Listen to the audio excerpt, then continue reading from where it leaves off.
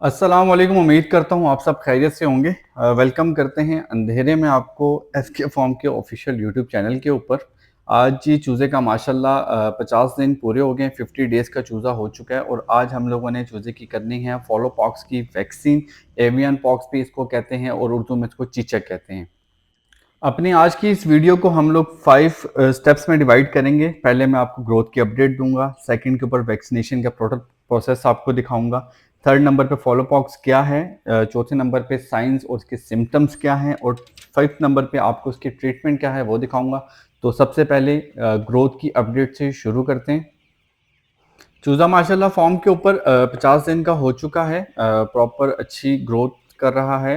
हल्की-फुल्की हमें 50 डेज़ तक जो है ना हल्की-फुल्की साइंस जो हमें मिले हैं, एक तो गर्मी की वजह से कुछ मोर्टेलिटी का सामना करना पड़ा है हमें क्योंकि गर्मी की शिद्दत बहुत ज़्यादा है यहाँ पे, और हवा का वो फ्लो नहीं होता गर्मी के अंदर, अगर होती भी है तो लू टाइप होती है, तो उससे हमारी बर्ड्स में हल्की-फुल्की मोर्टेलिटी का हमें सामना करना पड़ा है। गर्मियाँ स्टार्ट हुई हुई हैं। गर्मियों में आपको पता होगा कि बर्ड को हम लोग दिन के टाइम पे फीड नहीं खिलाते।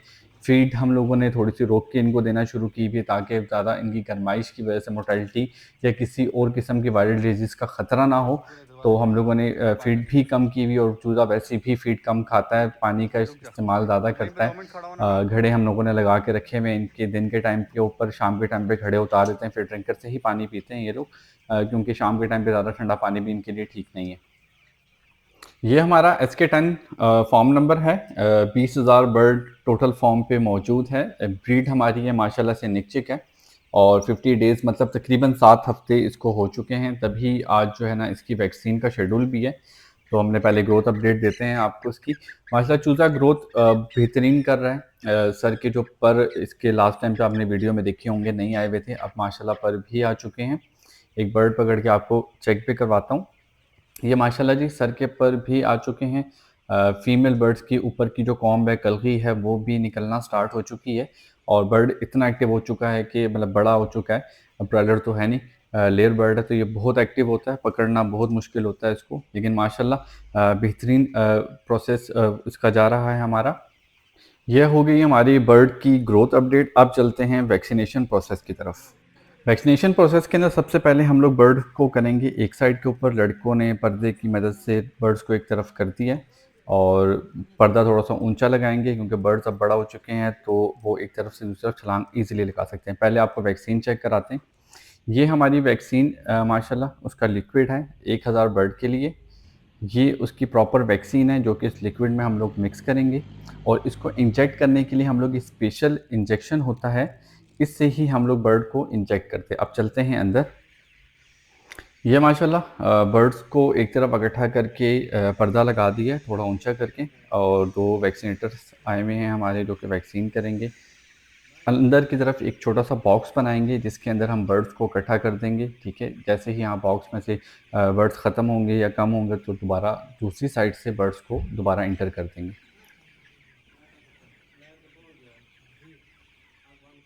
बर्ड्स माशाल्लाह अंदर आ चुके हैं और अब हम कर देंगे लाइट को ऑफ़, और ये लाइट ऑफ़ हो गई है। ये वैक्सीनेशन हम लोगों ने स्टार्ट कर दी है। ये वैक्सीन बेसिकली मुर्गी के पर के अंदर लगाई जाती है, इसी इंजेक्टर के मदद से।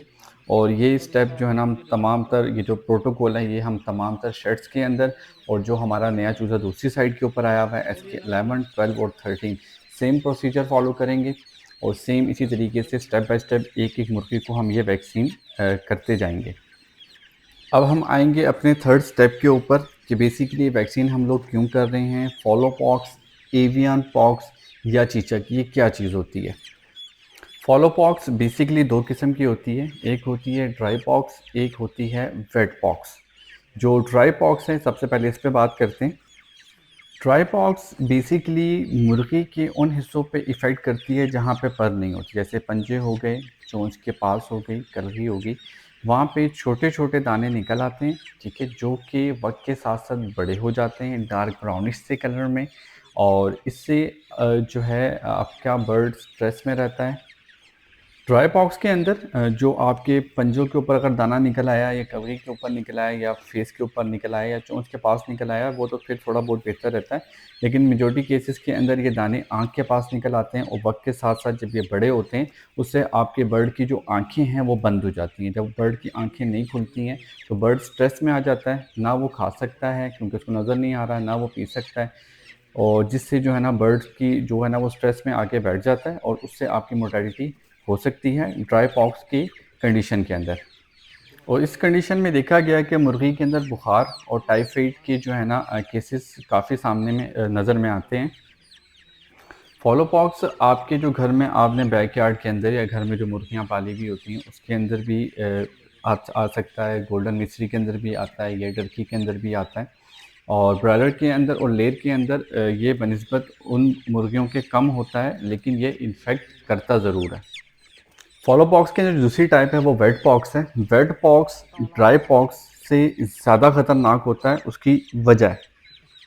उसकी मेन वजह ये है कि ड्राई पॉक्स के अंदर तो दाने उस जगह पे निकलते हैं जहाँ पे फैदर नहीं होते, लेकिन वेट पॉक्स के अंदर दाने निकलते हैं इंटरनली, जैसे गले के अंदर, जो गले की नाली है उसके अंदर, आंतड़ों के अंदर, और आपकी जो वेंट है उस साइड पे दाने निकलते हैं। जो मुंह के अंदर इसके दाने निकलते हैं वो आहिस्ता आहिस्ता बड़े हो जाते हैं, जिससे ना तो मुर्गी सांस ले पाती है, ना कुछ खा पाती है, और ना ही पी पाती है, जिसकी वजह से मोर्टेलिटी रेशो वेट पॉक्स के अंदर ज़्यादा देखी गई है। अब बात करते हैं कि हमें साइंस और सिम्पटम्स फॉलो पॉक्स के अंदर क्या नज़र आते हैं। सबसे मेन साइंस तो अगर ड्राई फॉलो पॉक्स, क्योंकि मेजॉरिटी वही ही पाई जाती है, आगे पीछे वेट पॉक्स बहुत कम देखने में आती है हमारे एरियाज़ के अंदर। तो ड्राई पॉक्स के अंदर उनकी कलगी, उनके पाँव और उनके चोंच की साइड पे या उनकी आँखों की साइड पे छोटे-छोटे दाने निकलना स्टार्ट हो जाते हैं, जिससे हमें आइडिया हो जाता है कि इसको फॉलो पॉक्स आ चुकी है। अच्छा, बात करते हैं कि ये एक मुर्गी से दूसरी मुर्गी में ट्रांसफ़र कैसे होती है। इनका जो बेहतरीन सोर्स ऑफ ट्रांसफ़र है वो मॉस्किटो है, मच्छर।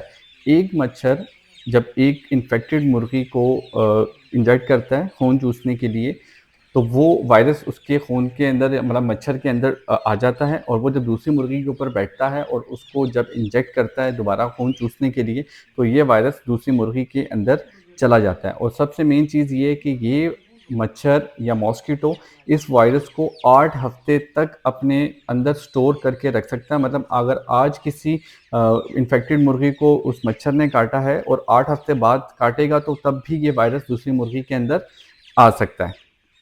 और दूसरी मेन चीज़ कि ये वायरस इंसानों को ट्रांसफ़र नहीं होता, मतलब ये वो ऐसा वायरस नहीं है कि जो कि मुर्गी से इंसानों को ट्रांसफ़र हो। अब आते हैं अपने 5th स्टेप के ऊपर, जो कि मेन है कि इसकी ट्रीटमेंट क्या है। ट्रीटमेंट की अगर हम लोग बात करें तो फॉलो पॉक्स की ट्रीटमेंट मौजूद नहीं है। बिल्कुल सही सुना, फॉलो पॉक्स की ट्रीटमेंट मौजूद नहीं है। अगर ये वायरस आपके बर्ड में आ जाता है तो आपको सबसे पहले तो हाई फीवर या टाइफाइड का सामना करना पड़ेगा। अगर आपने घर में मुर्गियाँ पाली हुई हैं तो आप उनको पैरासिटामोल या ब्रूफिन दे सकते हैं। कमर्शियल पोल्ट्री के अंदर भी प्रूफिन और पैरासिटामोल दे सकते हैं हम लोग, या अगर हम लोग कोई और जैसे पोज़ाडोल वगैरह या कोई और फार्मूला इस्तेमाल करते हैं बुखार के लिए, या वेटिफ्लो मिक्स, तो वो भी बेहतरीन है। अच्छा, आपके बर्ड्स को जहाँ पे दाना निकला हुआ है वहाँ से आप उसको पायोडीन से साफ़ कर सकते हैं और उसके बाद प्रॉपर पॉलीफेक्स लगा सकते हैं। अच्छा, अगर वेट पॉक्स है आपके बर्ड के अंदर तो आप ये पायोडीन उसको पिला भी सकते हैं। घर के अंदर अगर आपने मुर्गियाँ पाली हुई हैं तो उसको डिटॉल से प्रॉपर स्प्रे करें ताकि वायरस वहाँ से ख़त्म हो, या फॉर्मेलिन वगैरह का स्प्रे करें ताकि वायरस जो है ना वहाँ से ख़त्म हो जाए, आपका शेड जो है वायरस से साफ़ हो जाए, या दूसरे खुडे पे आपने मुर्गी रखी हुई है वो आपसे आपकी वो जगह साफ़ हो जाए। आप अपनी मुर्गियों को लहसुन का पानी पिला सकते हैं, अच्छा एंटीबायोटिक है। आप 5 ग्राम लहसुन का पानी 1 लीटर पानी के अंदर मिक्स करके पिला सकते हैं, या अगर आपने खुराक में डालना है तो 10 ग्राम 1 किलो खुराक के अंदर या फीड के अंदर मिक्स करके आप उसको खिला सकते हैं।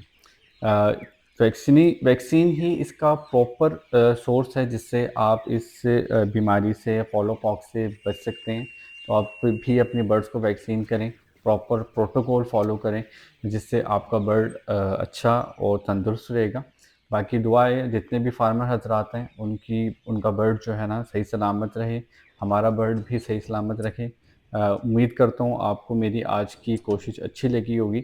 जो नए आने वाले हैं उनसे उम्मीद करता हूँ सब्सक्राइब करेंगे। इंशाल्लाह मिलते हैं दूसरी वीडियो में। अल्लाह हाफ़िज़।